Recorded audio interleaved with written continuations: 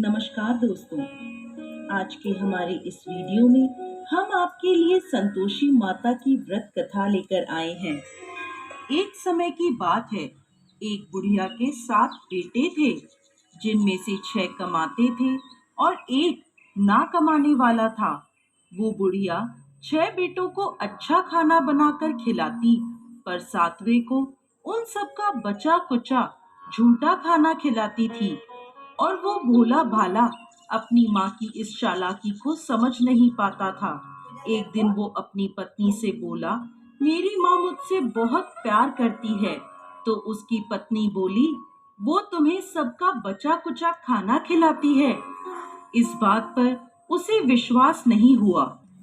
एक दिन वो छुपकर देखता है कि माँ अपने 6 बेटों को बड़े प्यार से खिला रही है।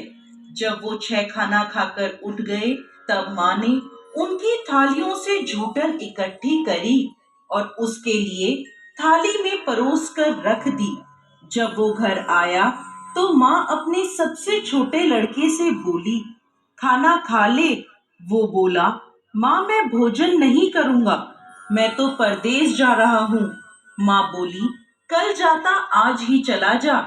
वो घर से गौशाला में पहुंचा, जहां उसकी पत्नी गोबर के उपले थाप रही थी। अपनी पत्नी के पास गया और बोला, मैं परदेस जा रहा हूँ, कुछ समय के बाद आऊंगा। तुम संतोष से रहना और अपने धर्म का पालन करना।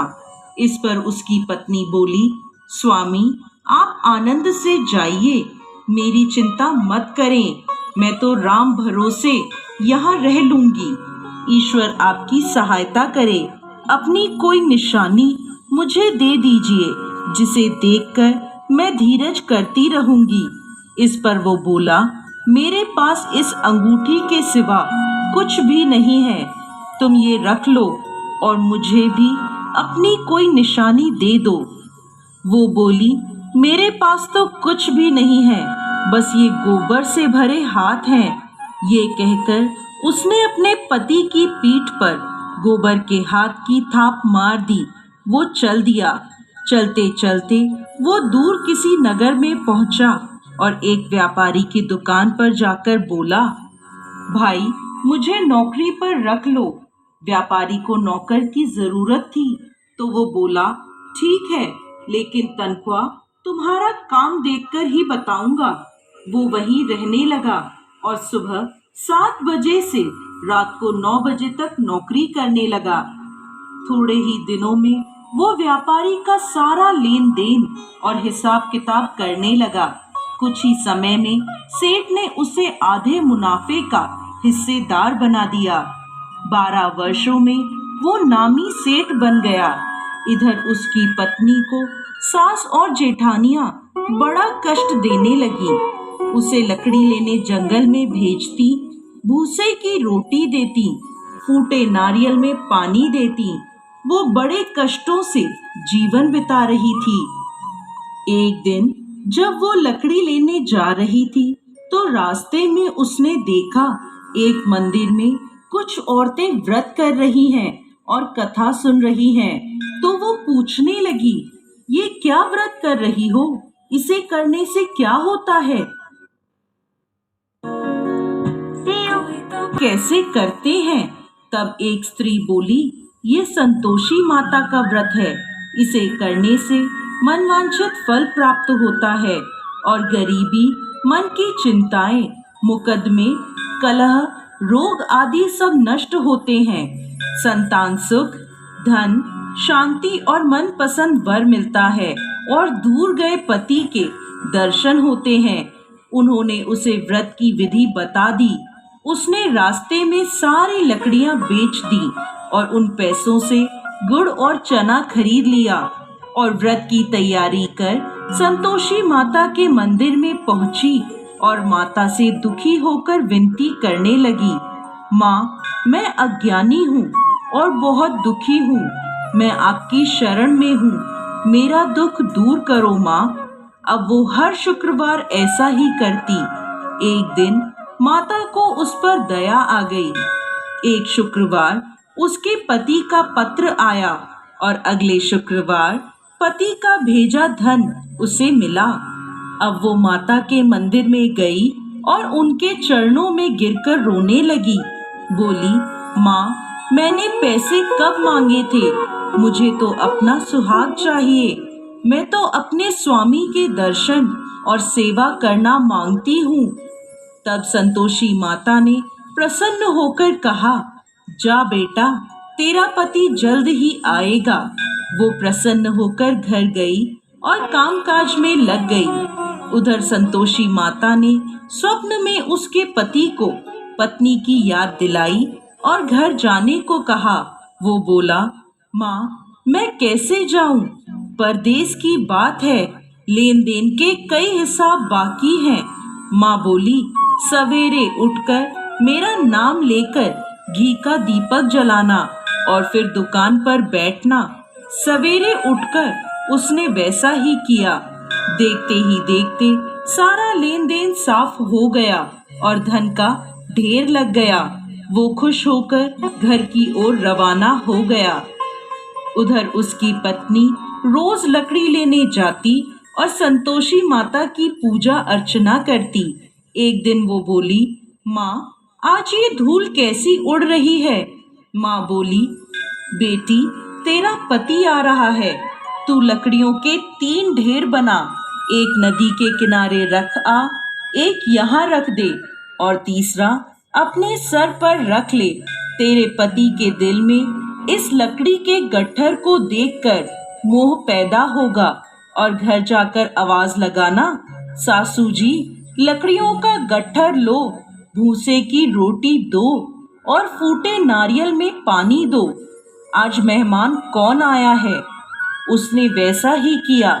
घर गई, आंगन में लकड़ियों का गट्ठर रखकर बोली, सासू जी, लकड़ियों का गट्ठर लो, भूसे की रोटी दो और फूटे नारियल में पानी दो। आज मेहमान कौन आया है? ये सुनकर सास दौड़ी दौड़ी बाहर आई और अपने कष्टों को भुलाने के लिए कहने लगी, बेटी, तेरा पति आया है। आ, मीठे भात का भोजन कर और गहने और कपड़े पहन।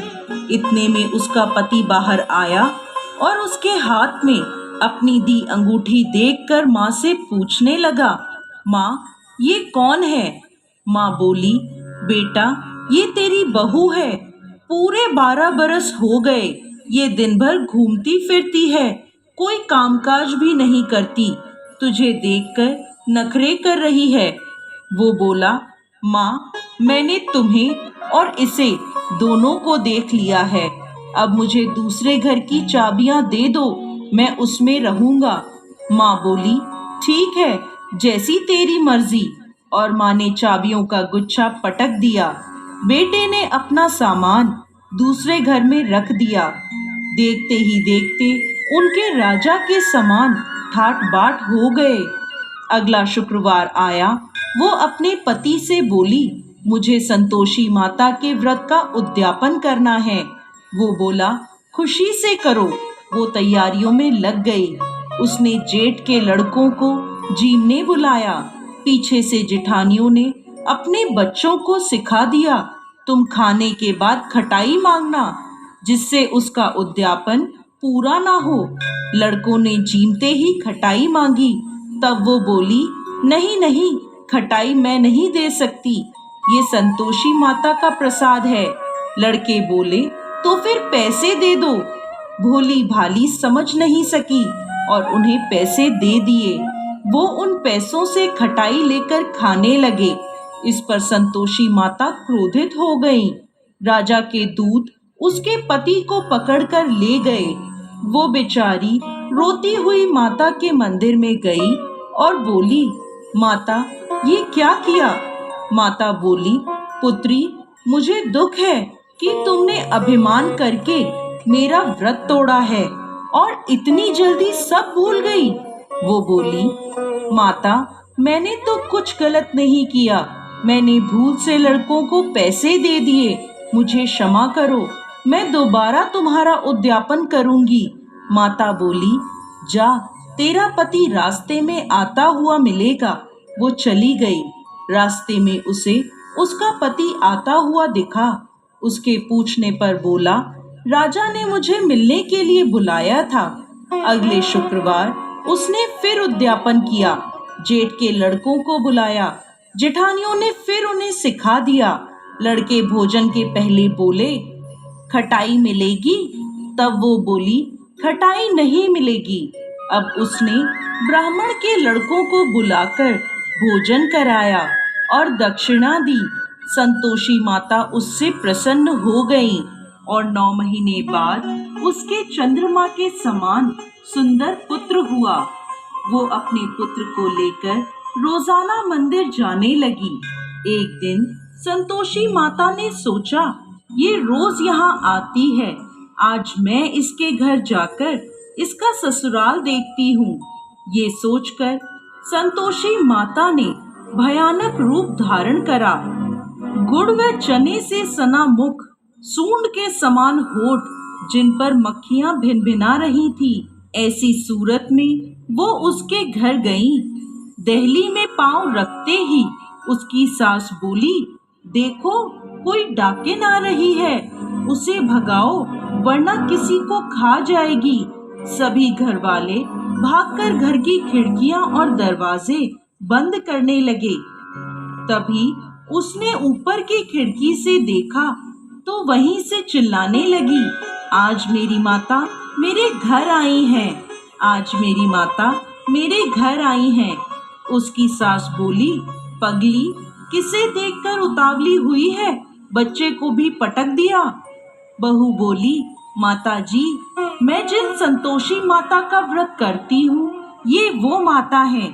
ऐसा कहकर उसने सारी खिड़कियां और दरवाजे खोल दिए।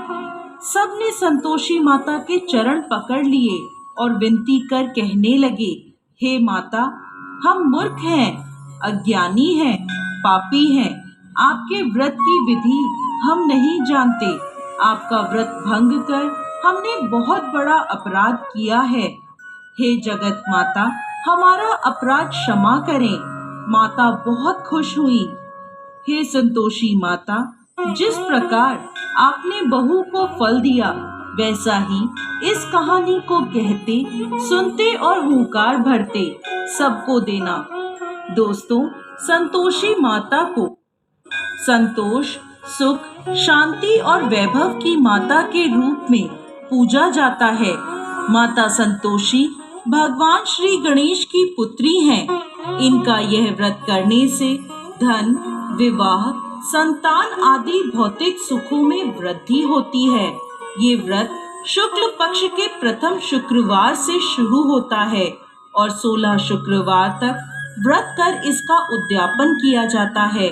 गुड़ और चने का भोग माता को लगाया जाता है। ये व्रत करने वालों को खट्टी चीजों को ना ही खाना चाहिए और ना ही हाथ लगाना चाहिए। बोलिए संतोषी माता की